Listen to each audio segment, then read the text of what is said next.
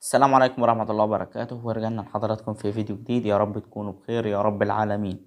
منتخبنا الوطني لكرة اليد يحقق لقب بطولة كأس أفريقيا للمرة التاسعة في تاريخه والمرة الثالثة على التوالي، ويصعد إلى أولمبياد باريس 2024. والنادي الأهلي يبحث عن حارس لتعويض مكان محمد الشناوي، وفي حساباته محمد أبو جبل ومحمد بسام وعبد الله السعيد يوقع عقود انتقاله مع نادي الزمالك. تابع الفيديو. منتخبنا الوطني لكرة اليد يحقق لقب بطولة كأس أفريقيا لكرة اليد للمرة التاسعة في تاريخه، والحقيقة إنه دي المرة التالتة على التوالي.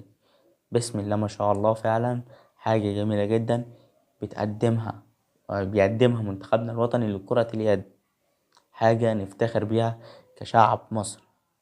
منتخبنا الوطني تفوق امبارح في نهائي كأس